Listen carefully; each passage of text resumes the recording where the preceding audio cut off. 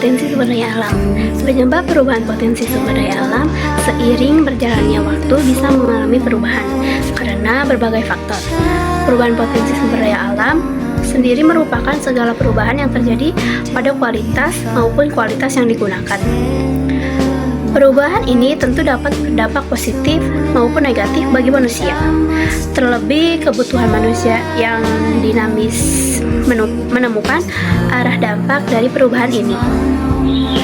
Sumber daya alam akan bernilai ekonomis jika diperlukan ataupun dapat digunakan oleh manusia untuk memenuhi kebutuhan hidup. Dikarenakan manusia memiliki kebutuhan hidup yang dinamis. Kebutuhan sumber daya alam juga bersifat dinamis seiring dengan kebutuhan manusia yang terus berubah. Kebutuhan sumber daya alam yang berubah menyebabkan potensi sumber daya alam yang ikut berubah. Terdapat dua faktor yang menjadi penyebab perubahan tersebut, yaitu faktor manusia dan juga faktor alam. Faktor manusia merupakan perubahan potensi sumber daya alam yang berasal dari kebutuhan, perbuatan, maupun tingkah laku manusia. Populasi manusia yang semakin bertambah juga membuat kebutuhan sumber daya alam bertambah dan ikut berubah. Contoh positif dari faktor ini adalah manusia yang semakin sadar dengan giat untuk menjaga kelestarian alam. Sedangkan contoh negatifnya adalah manusia yang semakin mengeksploitasi kekayaan alam yang akan berdampak buruk bagi kelestarian sumber daya alam. Berbeda dari faktor manusia. Faktor alam adalah faktor yang terjadi karena keadaan atau bencana alam. Beberapa di antaranya adalah gunung meletus, banjir, gempa bumi, longsor, dan tsunami.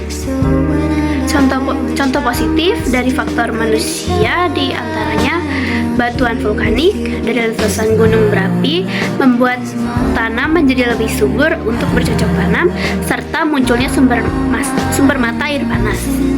Sedangkan contoh negatifnya adalah pencemaran air dan udara, kebakaran hutan, serta terbatasnya aktivitas masyarakat sekitar. Pengelompokan sumber daya alam berdasarkan sifatnya. Yang pertama, sumber daya alam terbarukan. Sumber daya alam terbarukan dapat dibentuk kembali oleh alam dalam waktu yang relatif cepat. Sumber daya alam ini tidak mendapat habisnya. Sumber daya alam energi terbarukan meliputi panas bumi, sinar matahari, angin, aliran, dan terjunan air. Panas bumi atau geothermal berasal dari kata geo yang berarti bumi dan thermal yang berarti panas.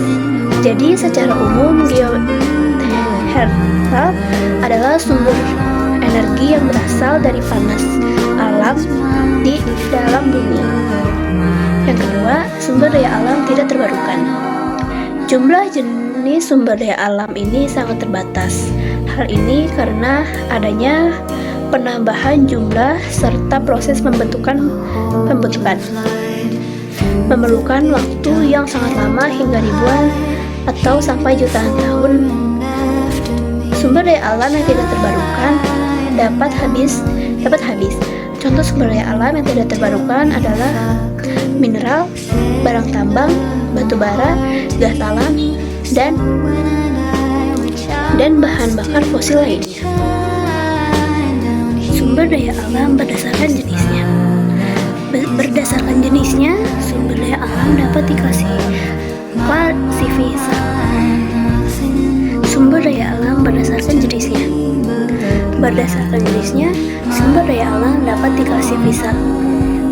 Sumber daya alam berdasarkan jenisnya. Berdasarkan jenisnya, sumber daya alam dapat diklasifikasikan. Sumber daya alam berdasarkan jenisnya. Berdasarkan jenisnya, sumber daya alam dapat diklasifikasikan sebagai berikut. Yang pertama, sumber daya alam organik atau biotik.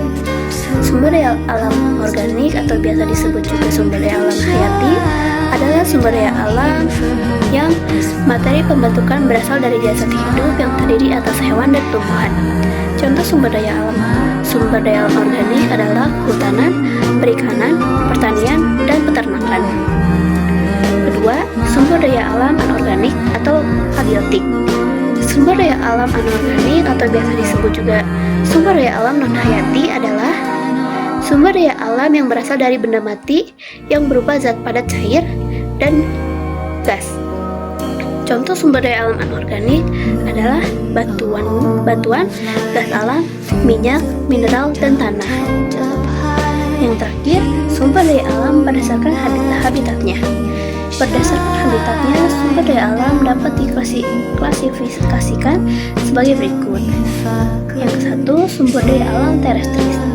Sumber daya alam terrestris atau daratan adalah semua sumber daya yang mempunyai hubungan dengan tanah sedang di tempat atau lahan kegiatan manusia. Contoh sumber daya alam terrestris adalah tanah-tanah yang dapat dijadikan bahan untuk industri seperti pembuatan keramik, genteng, dan batu bata. 2. Sumber daya alam akuatik. Sumber daya alam akuatik atau perairan adalah sumber daya alam yang ada hubungannya dengan air. Contoh sumber daya alam akuatik adalah danau, sungai, air hujan, dan air laut.